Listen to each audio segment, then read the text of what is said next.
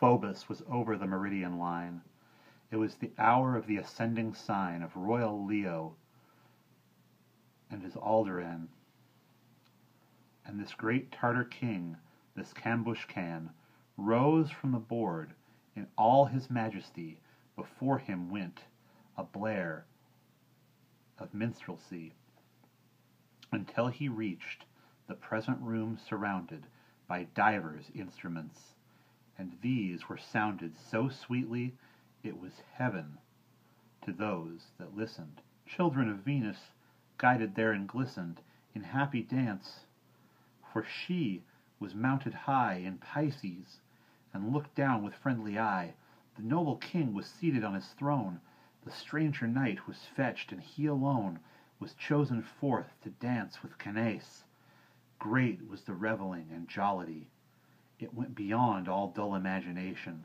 Only a man who knows the exultation of serving love, a man as fresh as May, a gamesome one, could tell of their array. For who could paint the circling of their dances, so foreign to us, or the countenances, so subtle, smooth in their dissimulations, for fear of jealousy's insinuations? No one but Lancelot, and he is dead. Pass over them, and leave them there to tread their long delight beyond all words of mine. So on they danced till it was time to dine. The stewards bid them hurry with the spices, and fetch the wine. The minstrelsy entices. The ushers and the squires in a pack run off and bring the wines and spices back. They ate and drank, and having left the table, they sought the temple, as was reasonable.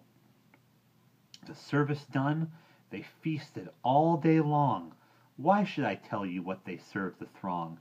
Everyone knows that at a royal feast there's plenty of the greatest and the least, and delicacies more than I would know.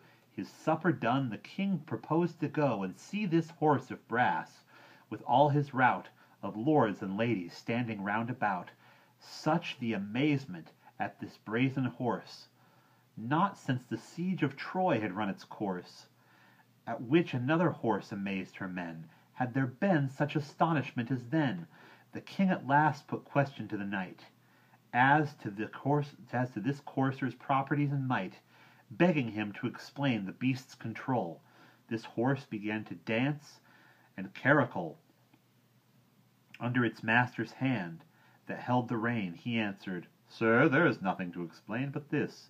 If you would ride it near or far, just twirl this pin that's standing. If you would ride it far or near, just twirl this pin that's standing in its ear. As when we are alone, I soon can show. Then name the country where you wish to go, or else the place, wherever you would ride, and having reached it, if you so decide, bid him descend and twirl another pin, for all the mechanism lies therein, and down he'll go to carry out your will, and having reached the ground will stand stock still. Whatever then the world may do or say, he cannot thence be dragged or borne away.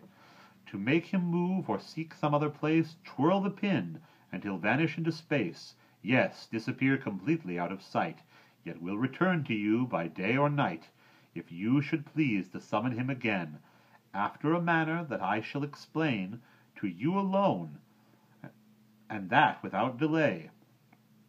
Ride when you will, there is no more to say." The knight informed the king, as he had said, and when he had it firmly in his head how to control the beast and everything. How blithe, how happy was this doughty king, and he returned to revel as before. Then they rook off the bridle that it wore, and laid it with his treasures in the tower. The horse then vanished. It's beyond my power to tell you how. You get no more from me, and thus I leave in joy and jollity this Cambushcan, feasting with all his train, till dawn of day had almost sprung again.